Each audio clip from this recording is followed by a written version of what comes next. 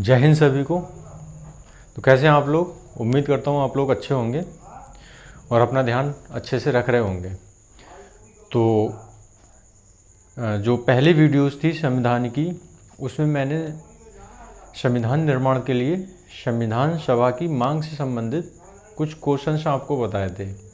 अब हम उससे आगे कुछ संविधान के बारे में बात करेंगे, जो बेसिक इन्फॉर्मेशन होती हैं संविधान के बारे में, जो जनरली हमें पता भी होती हैं और कुछ नहीं भी पता होती हैं। तो उसमें आज के टॉपिक में क्या डिस्कस करेंगे, जैसे संविधान का निर्माण कब हुआ, कब बन के तैयार हुआ, कब साइन हुआ, और इसी वीडियो में प्रारूप समिति के सदस्यों के बारे में बात करेंगे और प्रमुख समितियां जो बनाई गई थी संविधान सभा में उन पे बात करेंगे और उनको नोट भी करेंगे। तो सबसे पहले मैं बात कर लेता हूँ, और ये बहुत इम्पॉर्टेंट है, इनसे डायरेक्ट क्वेश्चन पूछ लिए जाते हैं, जैसे जैसे मतलब लिखा हुआ होता है वैसे ही पूछ लिए जाते हैं। ये इतने इम्पोर्टेंट क्वेश्चन होते हैं जो कि बेसिक जानकारी में आते हैं संविधान की। तो पहला क्या है कि जब संविधान बन के तैयार हो गया था तब, मतलब पहला टॉपिक लिख लो यहाँ पे, थोड़ा बड़ा करके लिख पाऊँगा मैं, पहली वीडियो में कुछ छोटा दिख रहा था।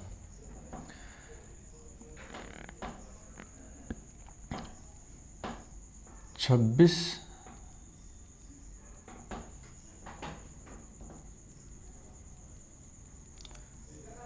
नवंबर 1949, इस दिन क्या हुआ था? इस दिन जो है हमारा संविधान बन के तैयार हो गया था।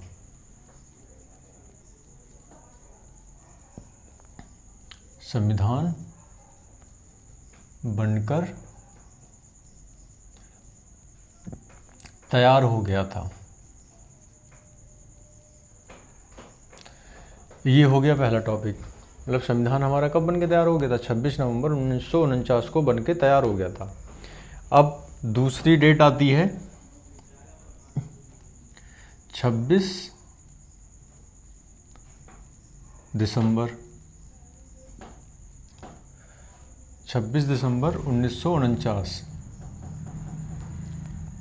26 दिसंबर 1949 को क्या हुआ था कि कुल 299 सदस्यों में से, ये वैसे तो जब चुनाव हुआ था तो उस समय और कुछ देसी रियासतों से मिलाकर 389 सदस्य थे, लेकिन क्या हुआ था कि मुस्लिम लीग को कुछ कम बहुमत प्राप्त हुआ था, तो उन्होंने अलग पाकिस्तान की मांग करने के लिए, वो मतलब प्रथम बैठक जो हुई थी 11 दिसंबर 1946 को, वो उसमें उपस्थित नहीं हुए थे। तो उनके उपस्थित ना होने की वजह से मतलब 299 सदस्य रह गए थे। तो कुल 299 सदस्यों में से 284 सदस्यों ने क्या किया था? संविधान पर हस्ताक्षर किया था, जो बन के तैयार हुआ था। संविधान पर हस्ताक्षर किया था। ये हो गया। अब तीसरी डेट और आ जाती है। ये डेट्स बहुत इंपॉर्टेंट हैं, इनसे डायरेक्ट क्वेश्चन पूछ लिया जाता है, बिल्कुल कन्फ्यूजन हो जाती है तो दिक्कत होती है। तीसरा आता है 26 जनवरी 1950। 26 जनवरी 1950 को, इस दिन क्या हुआ? संविधान को लागू कर दिया इस दिन से।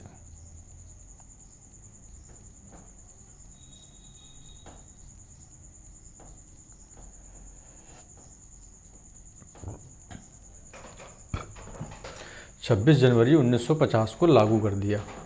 अब ये बताइए 26 जनवरी 1950 को ही लागू क्यों किया? आप देख रहे होंगे कि 26 तारीख चली आ रही है। तो एक चीज़ बता दूं आपको मैं, सर्वप्रथम जो है 26 जनवरी 1930 को रावी नदी के तट पर, ठीक है, प्रथम स्वतंत्रता संग्राम मनाया गया था, प्रथम स्वतंत्रता दिवस मनाया गया था। इसीलिए 26 जनवरी 1950 को संविधान को लागू करने का दिन नियत किया गया।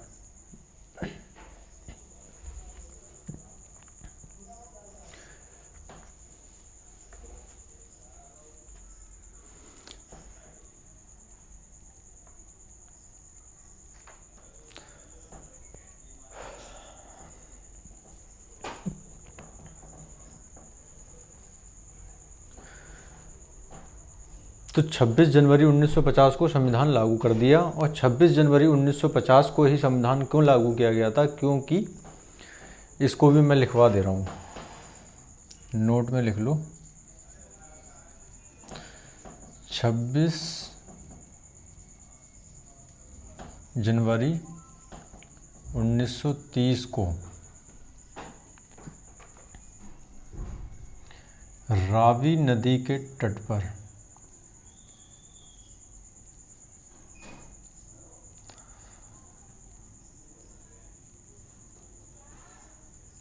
प्रथम स्वतंत्रता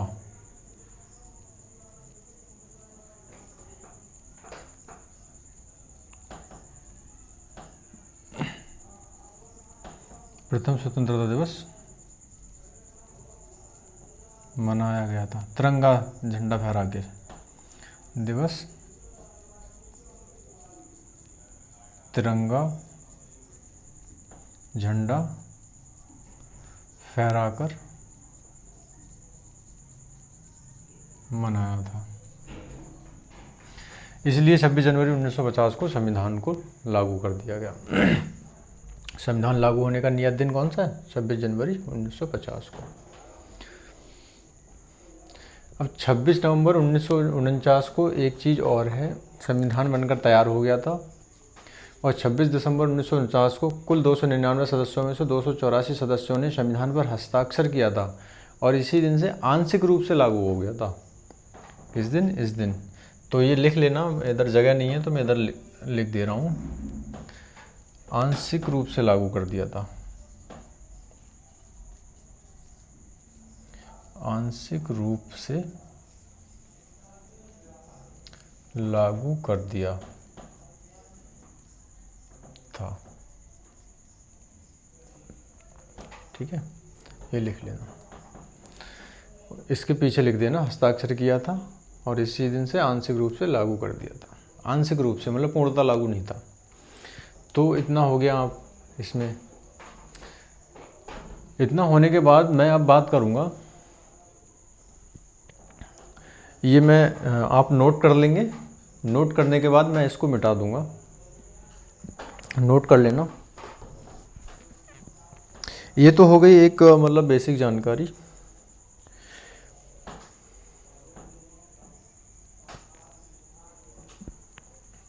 और संविधान बन के कितने दिनों में कितने दिन में बना था?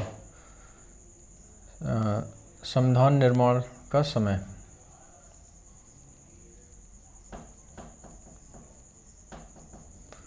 निर्माण का समय तो ये लिख लेंगे आप 2 वर्ष 11 माह 18 दिन। ये भी नोट कर लेंगे, मैं मिटा देता हूँ, आप नोट कर लेना। अगर नोट ना किया हो तो वीडियो पॉज करके तब नोट कर लेना।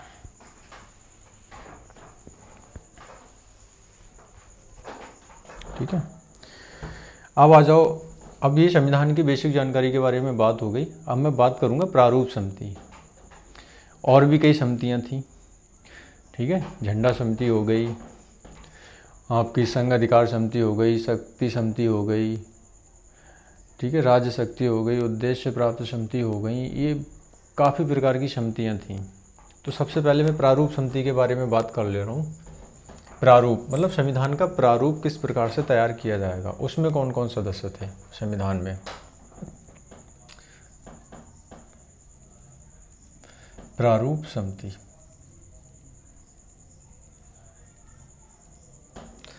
प्रारूप समिति का क्या है, इसमें 6 सदस्य शामिल थे। इसमें कितने, 6 सदस्य शामिल थे।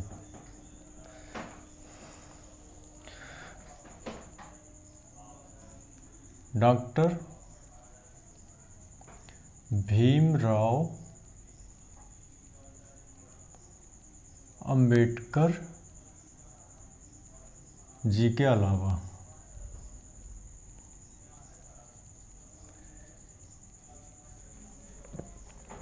कितने, 6 सदस्य शामिल थे।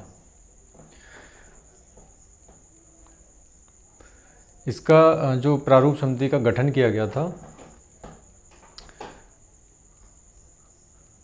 इसका गठन की डेट लिख लो,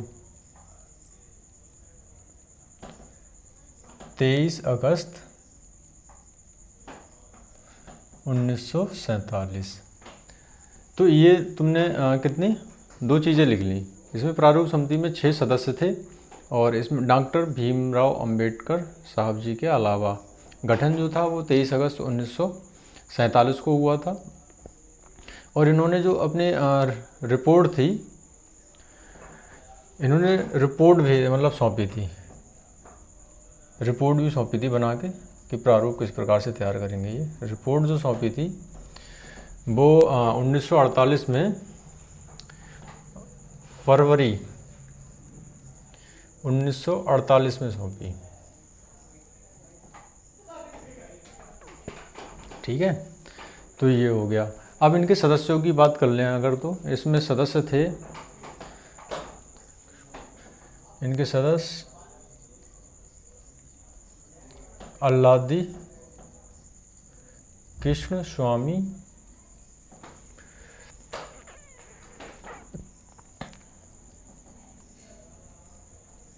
अय्यर थे और दूसरे जो थे एन गोपाल स्वामी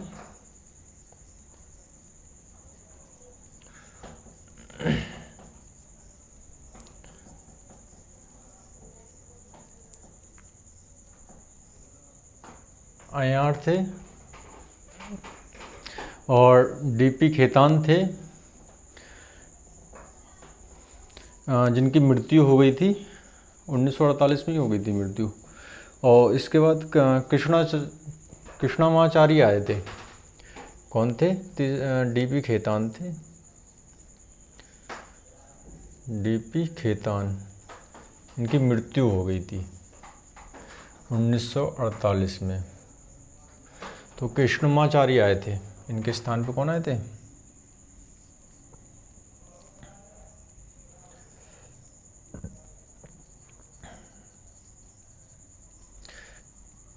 कृष्णमाचार्य।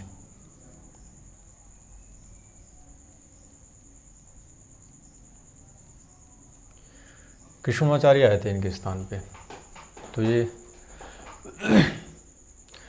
और चौथे नंबर पे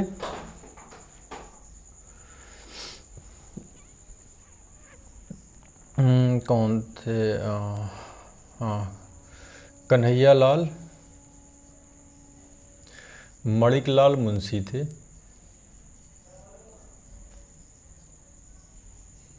कन्हैया लाल मणिकलाल मुंशी, ठीक है। और 5वें नंबर पे थे एन माधव राव, एन माधव राव, ठीक है। 5 हो गए ये। और 6ठे नंबर पे कौन रह गया? हाँ, सैयद मोहम्मद सादुल्ला,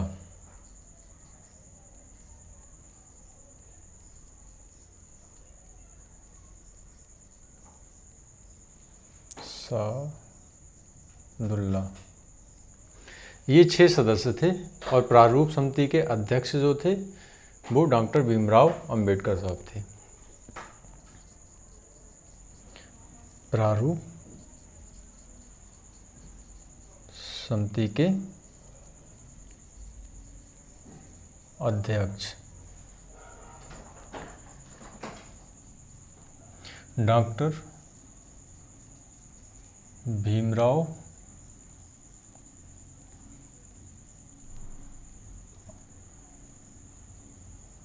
अंबेडकर साहब थे। ठीक है, तो ये प्रारूप समिति का स्ट्रक्चर था, जिन्होंने संविधान को एक रूप देने का काम किया। किस प्रकार से संविधान को व्यवस्थित करना है, वो सारा काम प्रारूप समिति का था। ठीक है, तो ये प्रारूप समिति हो गई, इसको नोट कर लिया होगा, नहीं किया हो तो कर लेना। और इसके बाद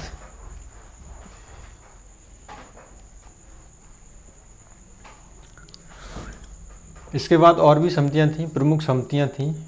जो प्रमुख हैं वो लिखवा दे रहा हूँ मैं, और सदस्यों को नहीं लिखवाऊंगा, उनके अध्यक्ष लिखवा दे रहा हूँ।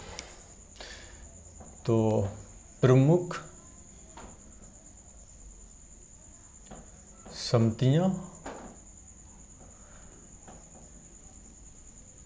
और उनके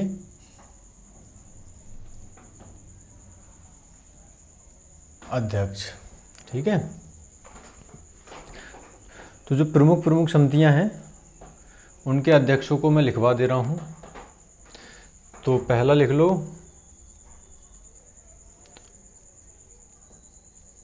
संघ अधिकार समिति।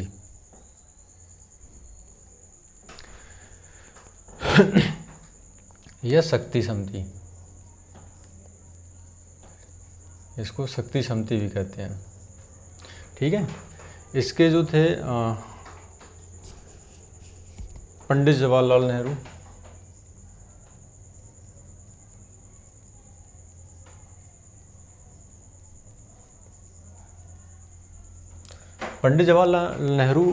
कुछ और समितियों के भी थे अध्यक्ष, जिसमें एक आ जाती है संघ संविधान समिति,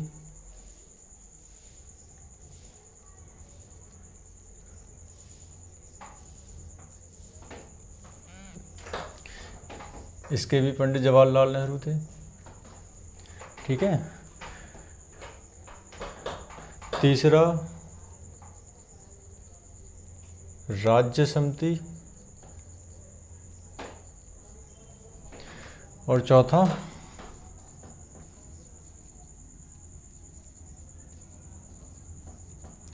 उद्देश्य प्राप्त समिति।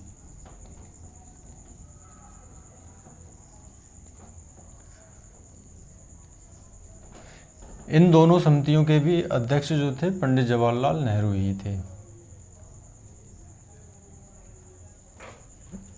ठीक है, काफ़ी काम करना था, तो कई समितियों के चार्ज मतलब एक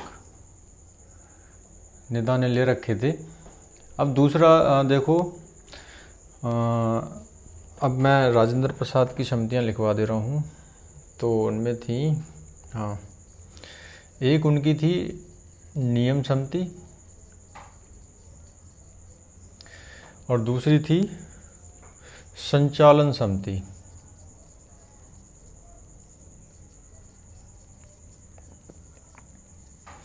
ये दोनों किसकी थी? ये थी डॉक्टर राजेंद्र प्रसाद साहब की, डॉक्टर राजेंद्र प्रसाद।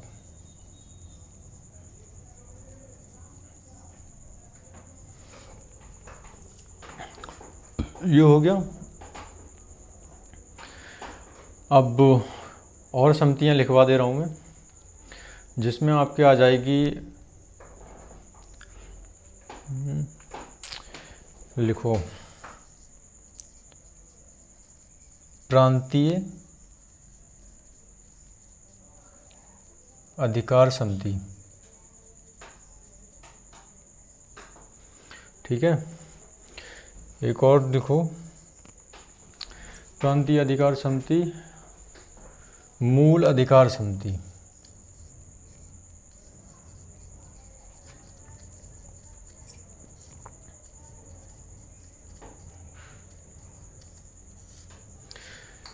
और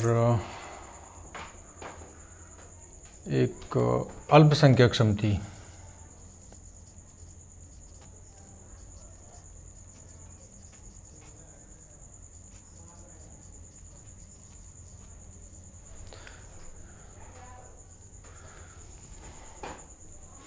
ये जो 3 समितियां थीं ये सरदार वल्लभ भाई की थी। सरदार वल्लभ भाई पंत की थी।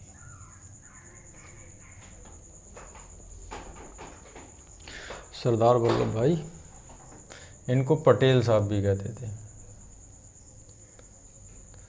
सरदार वल्लभ भाई पटेल। ठीक है, ये कुछ समितियां मैंने लिखवाई हैं। इनको आप, इनकी एक समिति और थी उसको लिख लो, वो भी पूछ ली जाती है। एक थी इनकी, यहाँ दिख नहीं रहा होगा शायद, तो यहाँ लिख लो। ठीक है, मैं यहाँ लिख दे रहा हूँ,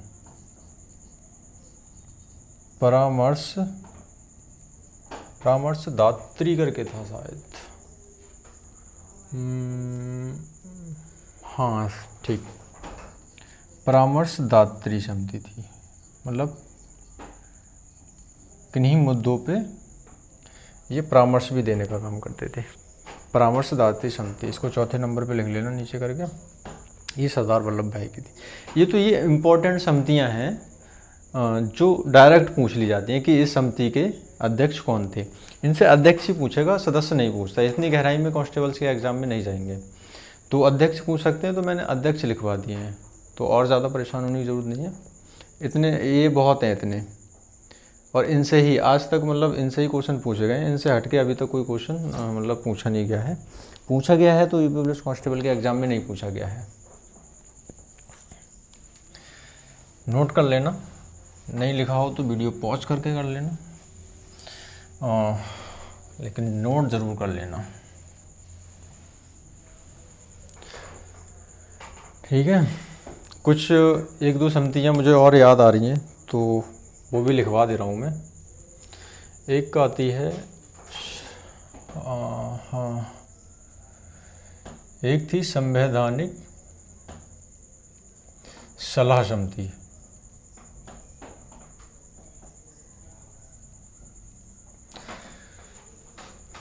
जिसको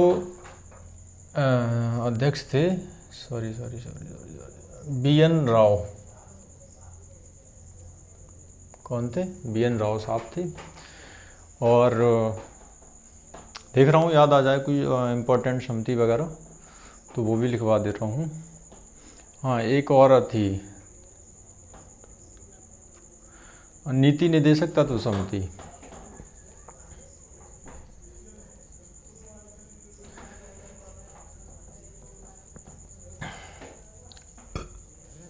तत्व समिति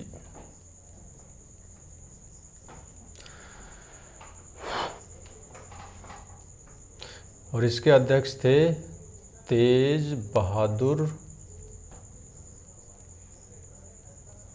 शंप्रू। ठीक है, प्रारूप समिति के तो मैंने लिखवा ही दिया, डॉक्टर भीमराव अंबेडकर साहब थे। और एक और लिख लो जो ज़्यादातर पूछ ली जाती है, झंडा समिति। झंडा समिति के जो अध्यक्ष थे वो JB कृपलानी थे। JB कृपलानी। ये अगर वैसे ध्यान ना रहे तो इधर ऐसे करके लिख लेना, हेडिंग डाल लेना ऊपर, एक तरफ समिति लिख देना और एक तरफ उनके अध्यक्ष। ठीक है, ऊपर दिख नहीं रहा होगा शायद आपको, ऐसे करके लिख लेना, एक तरफ समिति और दूसरी तरफ अध्यक्ष, जिससे कि ध्यान रहे। ठीक है, मतलब संविधान सभा की प्रमुख समितियां और उनके अध्यक्ष, तो इससे अच्छे से मतलब ध्यान रहेगा आपको। तो ये संबंधित क्वेश्चन थे आपके जो मैंने करा दिए। ये समितियां बहुत मतलब इम्पोर्टेंट थी जिनके मैंने लिखा दिया है, और उनके ठीक है अध्यक्ष भी लिखा दिया है, सभापति। तो इन्हें आप याद कर लेना, इनको याद करना बहुत ज़रूरी है। इनसे डायरेक्ट क्वेश्चन पूछ लिए जाते हैं। डायरेक्ट मतलब ऐसे ही सेम लिखा होगा कि झंडा समिति के अध्यक्ष या सभापति कौन थे, तो JV कृपलानी साहब थे। तो ये बहुत इंपॉर्टेंट है, इनको याद करना पड़ेगा आपको। और नेक्स्ट जो मैं वीडियो बनाऊंगा इससे आगे, तो उसमें हम एक एक टॉपिक में क्या कवर करेंगे, जैसे संविधान के भाग हो गए कितने थे, ठीक है, और अनुसूचियाँ, एक मैं अनुसूचियाँ ले लूँगा और उनको अच्छे से समझा दूँगा। उनके लिए मैं एक मतलब ट्रिक भी दूँगा याद करने की आपको, जो कि आराम से आसानी से याद हो जाएगी आपके लिए। बस आप अगर मुझसे जुड़े रहेंगे तो बहुत फ़ायदा होगा, क्योंकि मैं जो टॉपिक कराऊँगा वो मैं वही टॉपिक कराऊँगा जिससे मुझे अंदाज़ा होगा कि यहाँ से क्वेश्चंस पूछे जाते हैं। आप अगर और भी कहीं तैयारी कर रहे हैं तो नो डाउट वहाँ पे तैयारी आप अच्छे से करते रहें। ये आपका क्या होगा, ये आपको और ही और अंदर से मजबूत बनाएगा। तैयारी आपकी हो रही है, करते रहें, प्लस पॉइंट है आपका ये। यहाँ से क्या है, आपको वो चीज़ें मिलेंगी। एक एग्जाम्पल दे दूँ आपको। ये जो आपको मिल रहा है, ये जो मेरे द्वारा आपको दिया जा रहा है, ये ऐसे समझो जैसे ये घर का ताज़ा दूध है, मतलब और आप जो बाहर से कर रहे हैं उसको ऐसे समझ लीजिए कि आप किसी दूधिया से दूध खरीद रहे हैं। तो मैं जो भी करा रहा हूँ ऐसे समझ लीजिए वो घर का दूध है, इसमें कोई मिलावट नहीं है, आपको इसमें कोई मिलावट नहीं मिलेगी, जो भी है बिल्कुल प्योर है ये, ठीक है। बाकी मैं सारी वीडियोस अपने YouTube के माध्यम से देता ही रहूँगा आपको।